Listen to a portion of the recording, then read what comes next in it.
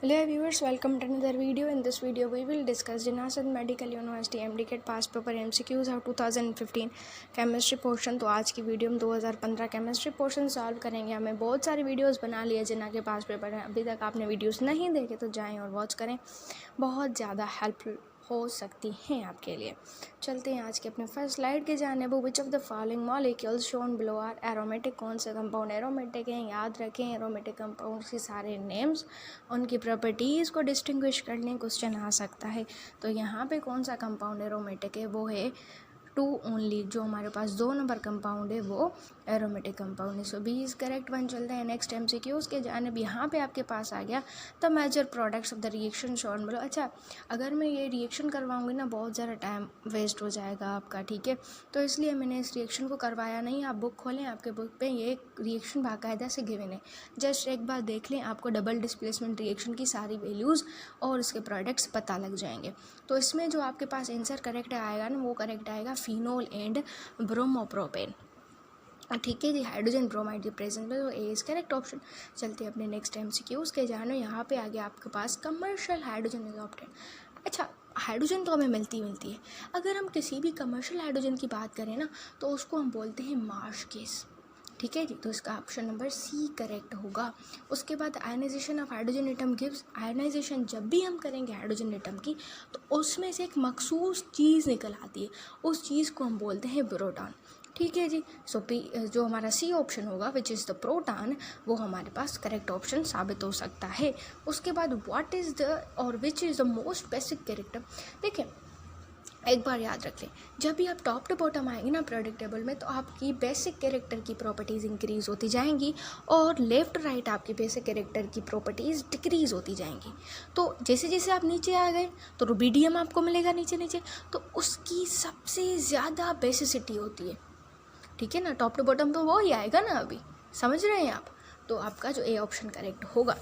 अच्छा जी, तो थोड़ी सी ये कैरेक्टर भी याद रख लेंगे, कौन सी चीज़ टॉप टू बॉटम इंक्रीज़ होकर, लाइक आपके पास होती है जो इलेक्ट्रोनेगेटिविटी, आयोनाइजेशन एनर्जी, ये भी याद रख लें, कुछ प्रॉपर्टीज़ आ सकता है। तो oxygen do not react. Oxygen जो है ना क्लोरीन के साथ रिएक्ट नहीं करती। भाई क्यों नहीं रिएक्ट करती? उसने क्या बिगाड़ा है उसका? उसने ये बिगाड़ा है उसका कि जब भी क्लोरीन ऑक्सीजन के साथ मिलेगी ना, तो वो फिगरस रिएक्शन स्टार्ट कर देगी, ठीक है। तो इसलिए वो रिएक्ट नहीं करती। So D is correct option. Physical properties of ethyne is. कौन सी प्रॉपर्टीज़ इथाइन की फिजिकल हैं, वो है कलरलेस गैस है, बिल्कुल स्वीट स्मेल होती है, बिल्कुल पानी में कम सॉल्युबल होती है, सही बात है। लेंस डेंस होती है एयर में से।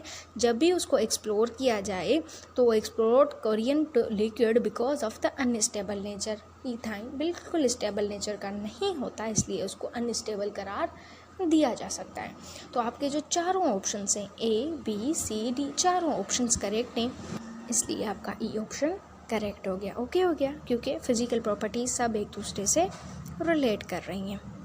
इस तरह की फिजिकल प्रॉपर्टीज़ देख लिया करें, इथाइन की, इथीन की देख लें या फिनोल की देख लें खासकर। अच्छा जी, नेक्स्ट क्वेश्चन आ गया हमारे पास। How will the equilibrium of the following reaction be affected if additional nitrogen is added. अच्छा, मज़े का क्वेश्चन है बहुत। देखें, किसी भी चीज़ में अगर आप कोई भी चीज़ एडिशनल ऐड करते हैं तो क्या होता है, मतलब वहाँ जाएगी ना चीज़ जहाँ पे कम नंबर ऑफ मोल्स होंगे। तो ये भी सीन कुछ ऐसा ही है। अगर आप नाइट्रोजन को एडिशनल ऐड करेंगे तो आपका जो रिएक्शन है ना, वहाँ शिफ्ट होगा जहाँ कम नंबर ऑफ मोल्स होंगे। समझ रहे हैं आप बात? तो देखिए, नाइट्रोजन के पास 1 मोल है, हाइड्रोजन के पास 3 मोल है, मतलब रिएक्टेंट साइड पे कितने हुए? 4 मोल्स हुए। अमोनिया प्रोडक्ट का जो है उसके पास कितने मोल्स हैं? 2 मोल्स हैं। तो अभी समझ में बात आई कि जहाँ पे कम नंबर ऑफ मोल्स होंगे वहाँ पे हमारा रिएक्शन जो है ना शिफ्ट होगा। अगर हम नाइट्रोजन ऐड करेंगे तो हमारा रिएक्शन शिफ्ट होगा राइट की तरफ, ठीक है जी। Amine NH3 is example of amine. किसका एग्जाम्पल है? अमाइन एग्जाम्पल है हमारे न्यूट्रल लिगेंड का। तो इस हिसाब से जो हमारा करेक्ट ऑप्शन बनेगा वो बनेगा option number C, neutral ligand. ये भी बात क्लियर हो गई। इस तरह के क्वेश्चन अभी तो नहीं आते, लेकिन फिर भी थोड़ा सा कॉन्सेप्ट बना के रखें। The hybridisation of atomic orbitals of N is N2, NO3 negative and NH4 positive are respectively. इनकी हाइब्रिडाइजेशन क्या होगी? इनकी जो हाइब्रिडाइजेशन होगी वो होगी sp, sp2 एंड sp3।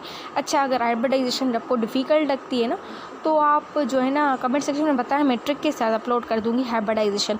लेकिन अभी सीरीज़ कंप्लीट हो जाए जिना की, ठीक है, क्योंकि बहुत सारे मैसेजेस सिर्फ ये आ रहे हैं कि पास पेपर कंप्लीट कराएं जिना की, ठीक है जी। तो इस हिसाब से पहले ये सीरीज़ कंप्लीट हो जाए तो हाइब्रिडाइजेशन की ट्रिक भी अपलोड कर दूँगी। ओके हो गया, लेकिन थोड़ा सा निकालना स्टार्ट करते। So A is correct option.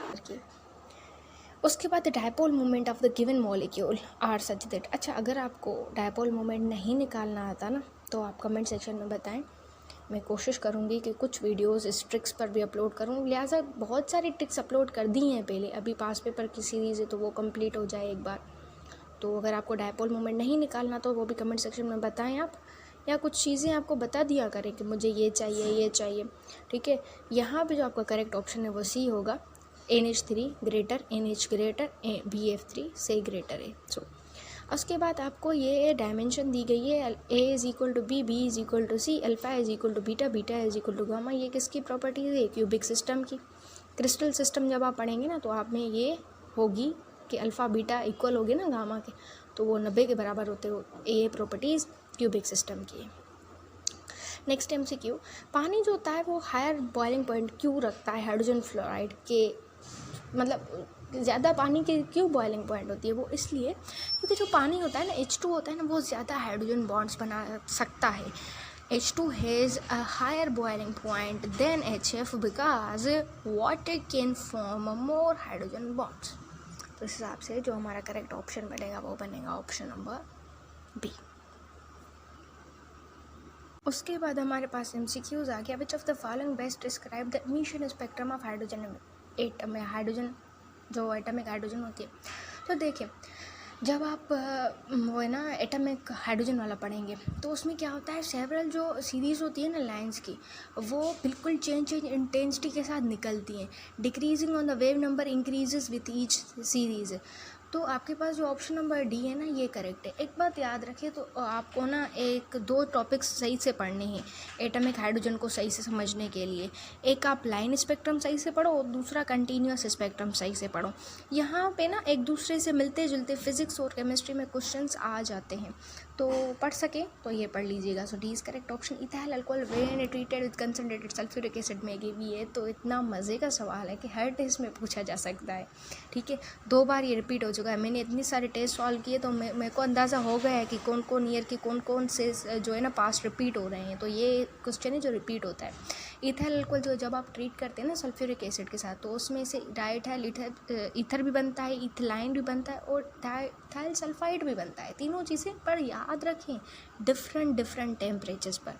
ऐसा मत करना सेम टेम्परेचर करके आओ, डिफरेंट टेम्परेचर होते हैं तीनों के, लेकिन बनते तीनों हैं। So D is correct option. Strontium lies between calcium and barium in group 2 periodic table. Which of the following properties could be predicted for strontium? स्ट्रोटियम वाली प्रॉपर्टीज़ आप चाहें तो एक दो मेमोराइज करें, लाइक मतलब।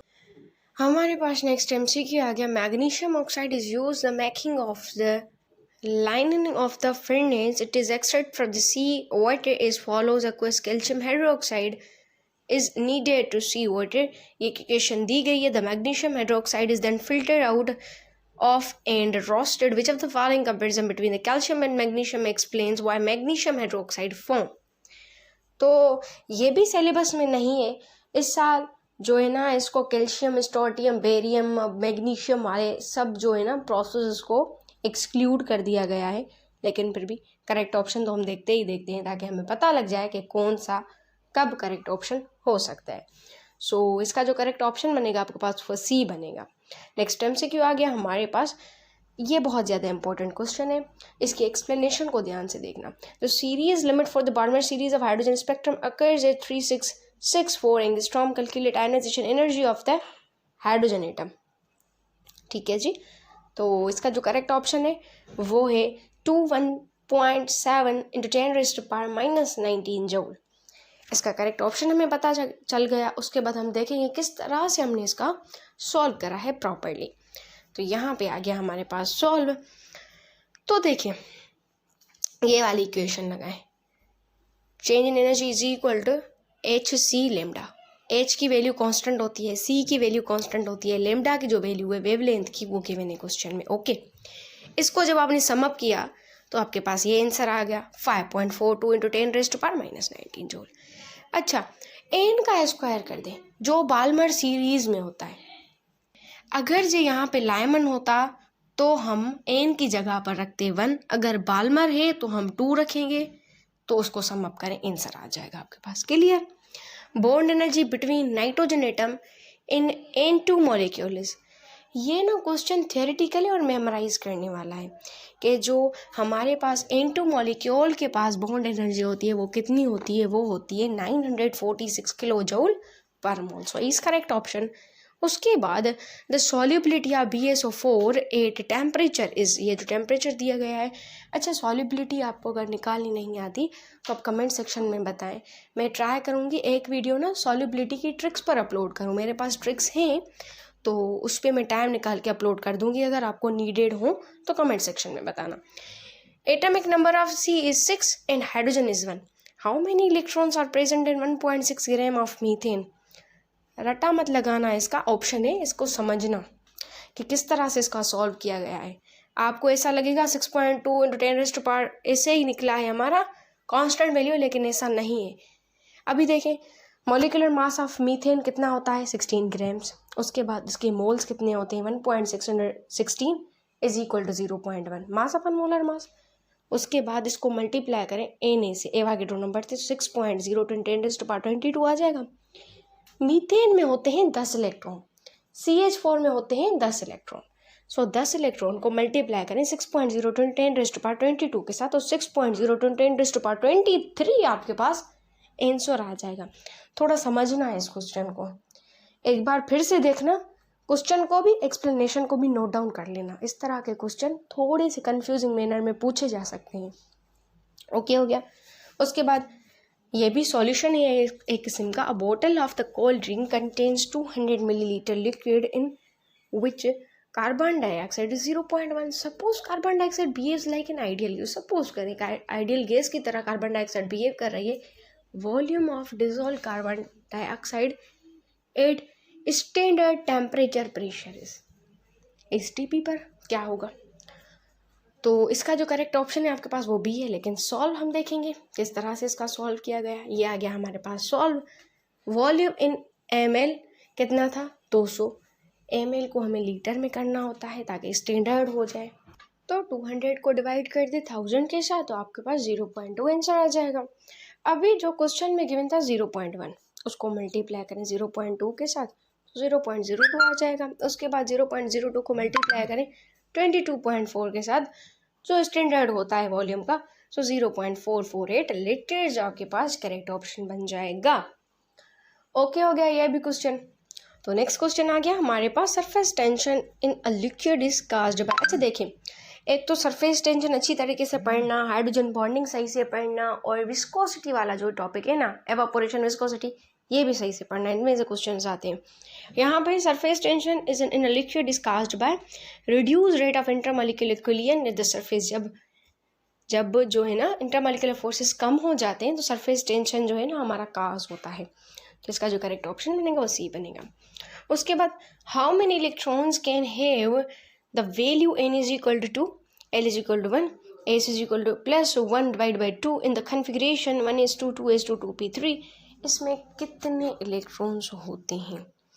ठीक है, इसमें होते हैं 3 electrons. So B is correct option. Next MCQ, if uncertainty in the position of an electron is 0, एक अनसर्टेन पोजीशन है वो है 0, the uncertainty in the momentum is, तो मोमेंटम में वो आ जाती है इन्फिनिटी। वो मोमेंटम जो है इन्फिनाइट चला जाता है अगर 0 हो गई पोजीशन। तो हमारा जो करेक्ट ऑप्शन बनेगा आपके पास वो बनेगा ऑप्शन ए। उसके बाद in which of the following compound carbon uses sp3 hybrid orbitals for the bond formation, तो वो होता है टर्शरी ब्यूटाइल अल्कोहल, जो है हमारा ऑप्शन नंबर सी, CH3 ब्रैकेट C3 उसके बाद COH। which is tertiary butyl alcohol. So C is correct option. हमारे पास next MCQs आ गया. The table shown below gives the bond dissociation energy of single covalent bond of carbon atom with elements A, B, C and D. अच्छा, यहाँ पे bonds given है और यहाँ पे dissociation kilo joule पर मोल के हिसाब से गिवन है. अभी देखिए यहाँ पे क्वेश्चन क्या पूछ रहा है कि विच of the following is the smallest atom. थोड़ा सा समझना, जिस एटम की बॉन्ड लेंथ स्मॉलर होगी ना, वो जो बॉन्ड होगा ना उतना ही स्ट्रोंगर होगा और उसके पास उतनी ही स्ट्रोंगेस्ट और हायर बॉन्ड डिसोसिएशन एनर्जी होगी. तो जो आपके पास सी और डी वाला बॉन्ड है ना 485 वाला, ये है स्मॉलेस्ट एटम, लेकिन इसके पास एनर्जी ऑफ डिसोसिएशन भी हाई है और स्ट्रोंगेस्ट बॉन्ड भी यही है, लेकिन इसकी स्मॉलेस्ट लेंथ है. So D is correct option. Concept चलाते जाना अपना. The IUPAC name of the structure below ends with what suffix. अगर आपने जिना के पास पेपर सॉल्व किए होंगे ना तो आपको पता होगा कि इसमें आयुपिक नेम भी कॉमन है, पूछे जा सकते हैं. तो आयुपिक नेम में भी अपनी प्रैक्टिस बनाए रखना. जितना हो सके जिना के पास पेपर कंडक्ट करो, सॉल्व करो और उसको उसके पास ना मतलब एक थ्योरी बना लो उसके ऊपर. तो यहाँ पे एक और आ गया, what is the major product of nitration reaction below. कौन सा नाइट्रेशन रिएक्शन है? नाइट्रेशन सल्फोनेशन वाले जो रिएक्शन है, अल्काइलेशन, एसाइलेशन, ये सभी मेमोराइज कर लें, लेकिन इसका जो करेक्ट ऑप्शन है आपके पास वो ऑप्शन नंबर बी बनेगा. ठीक है, तो ये हमारा डन हो गया. तो ये थी हमारी आज की video. If you like this video please like, share and subscribe this channel. और प्लीज़ आप बताया करें कि आपको किस तरह की वीडियोस चाहिए या आपको वीडियोस कैसी लगती हैं, आपको एक्सप्लेनेशन कैसी लगती है. प्लीज़ अपना ज़रूर फीडबैक दिया करें ताकि मुझे भी पता चले कि मेरा जो काम हो रहा है वो आपको पसंद आ रहा है या नहीं. सो तब तक के लिए thank you for watching this video.